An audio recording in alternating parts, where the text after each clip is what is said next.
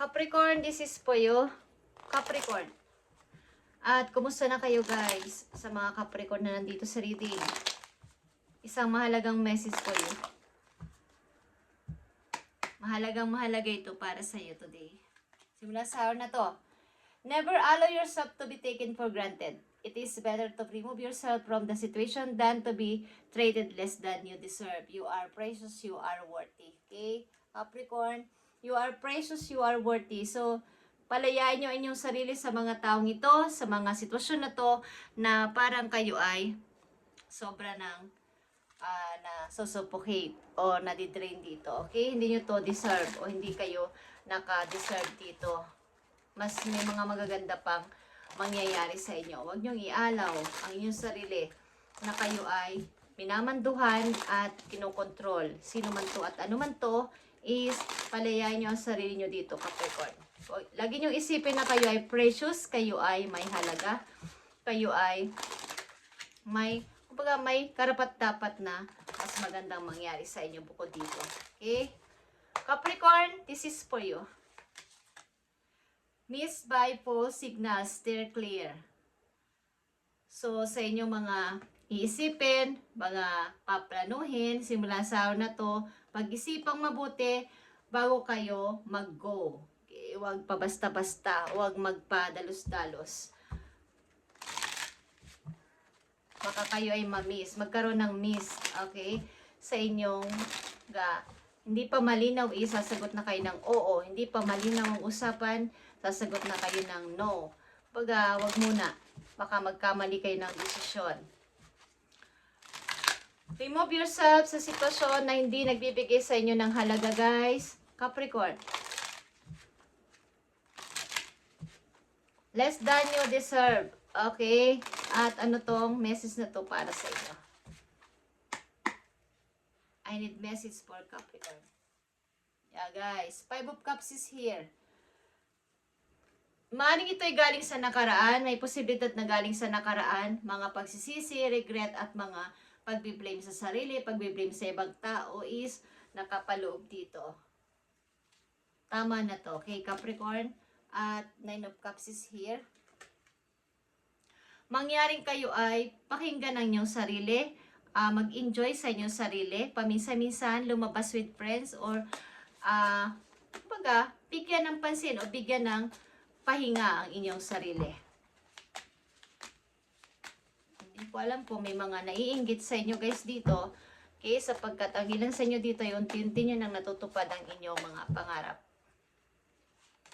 Capricorn, Page of Pentacles is here. Mga bagong pag-asa, bagong opportunity. Ang ilan sa inyo nakakaisip ng mga bagong trabaho, bagong mapagkakakitaan sa mga Capricorn nandito.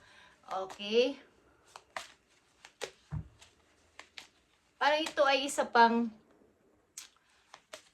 may trabaho na kayo sa ngayon is gusto nyo pa ulit na maghanap, gusto nyo ulit na magkaroon pa ng bagong trabaho, gusto nyo ulit magdagdagan pa ang inyong trabaho o magtayo ng ganito, okay? Mag-start ng ganito para sa inyong money. Page of Cups is here. May mga nagkakagusto rin sa inyo, may nagkaka-interest din sa mga Capricorn na nandito, may mga nagkaka-interest sa inyong person kung kayo yung babae. Guys, may mga gusto sa inyo mag-message, may mga gusto sa inyo manligaw, o nagpapalipad hangin. Okay. Tingnan natin, Capricorn. 2 of Swords. Mga pag-overthink is here. At mga pagdududa. Ano man to is, maaaring sa inyong kasalukuyan is marami kayong mga pag-aalala. Maraming pag-overthink. Maraming mga pagsisisi. Okay? At ang ilan sa inyo dito is dapat nyong isipin na wag nyong may mga nagsasabi kasi na kayo ay hindi nararapat nandyan, hindi nararapat na magkaroon ng ganito, ganyan, is wag nyong i-blame ang inyong sarili. Guys, kung may mga nangyari sa inyong mga nakaraan is tama na, hanggang doon na lang yun at i-remove nyo ang inyong sarili sa mga taong kayo ay hindi pinapahalagahan. Okay? Hindi nyo to deserve, Capricorn, at may mas maganda pang Bigyan nyo ng tiwala. Magtiwala kayo sa inyong kakayanan, guys. Okay? Magtiwala kayo na kaya nyo to. Kaya nyo to, Capricorn. Okay, Three of Cups is here. Mga pagsasaya. Six of Pentacles. Three of Pentacles. Mag-ingat lang sa mga paggastos, at maaaring nakakaipon ng konti, may bibilihin, nakakaipon ng konti, may gagawin. Tigilan ito kung hindi mahalaga, Capricorn, at kailangan nyo makaipon. Ilan sa inyo ay nag-i-start sa trabaho at nagkakapag-ipon na ng konti, may mga gastusan ka agad. Okay. Hindi naman maiwasan yun, guys. Okay, mga gastusan na to. But, andito yung pagsisikap na makaipon. Capricorn, Queen of Cups, isa ba kayong nanay o isa kayong buting ate, buting kapatid? Okay, at andito yung inyong pagiging isang love nyo ang tahanan, love nyo ang inyong family. Capricorn, andito yung inyong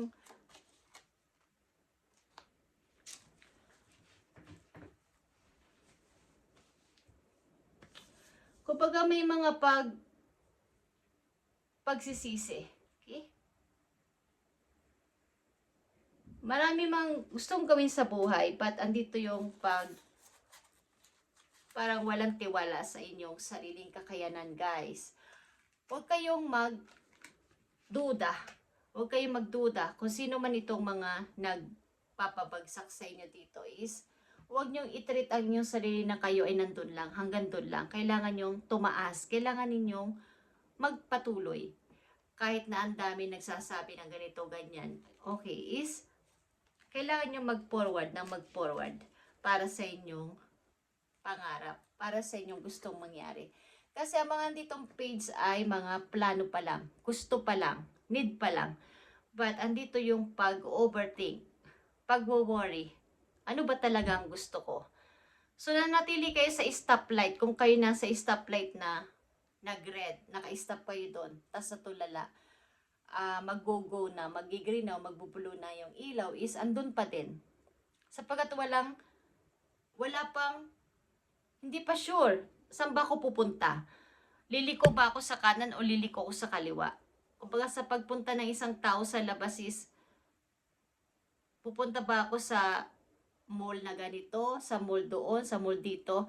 Okay, paiba-ibang direksyon, walang katiyakan. Okay, so ngayon is, kailangan ninyo maging tiyak sa inyong desisyon para kayo ay hindi maligaw, hindi masayang ang mga oras na inyong gagawin. Kung may plano at may balak gawin is, na may kasama dito kasi ang pag-unlad sa inyong gusto na to, at maaaring pagdududa is meron. Sa paglabas-labas nyo rin, guys, may mga makikilala kayo dito, mga friends, at maaaring kung kayo babae, sa mga party-party nyo makikilala ang inyong ang taong magkakagusto sa inyo.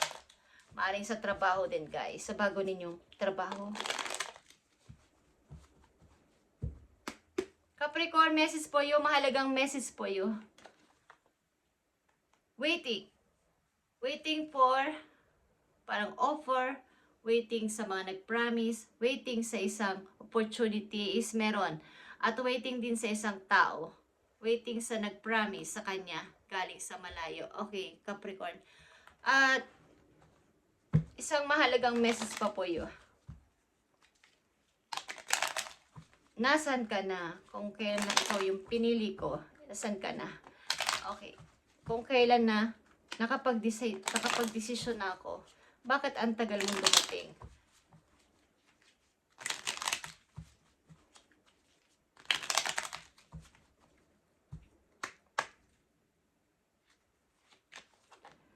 Communication is here. Capricorn, you are encouraged to communicate clearly from your heart. Bridge any gaps that are keeping you from connecting deeper with your loved ones. May mga tao siguro kayo na part ng inyong buhay na hindi nyo na masyadong nakakausap, hindi kayo nakakapag-communicate or nakakapag-usap usap, parang heart-to-heart conversation, is kailangan nyo gawin ito.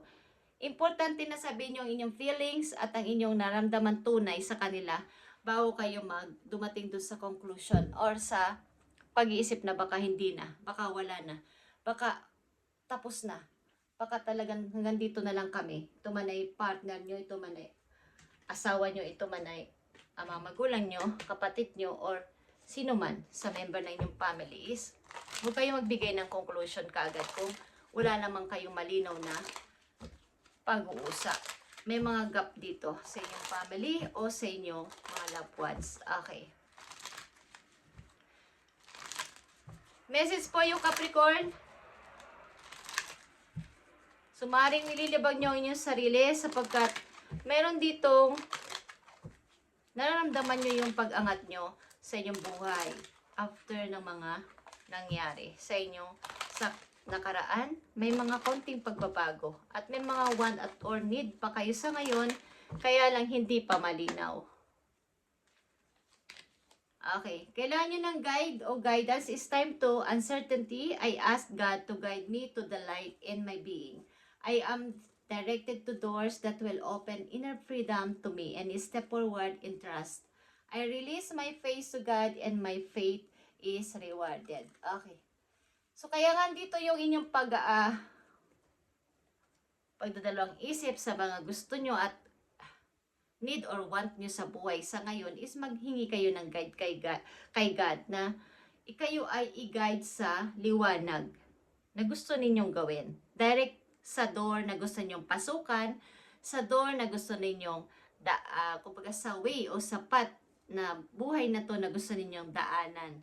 Sumingi kayo ng light sa kanya o guide na ituro sa inyo ang tamang direction para makatawid na kayo ng maayos sa inyong gustong puntahan. Kung sa daan, kung kayo tatawid sa isang parang ito ay may traffic light, natatakot kayong tumawid. May ganun kasing tao na natakot na malaki yung o maraming tao dun sa lugar na yun. Isa tatakot kayo sumabay sa kanila.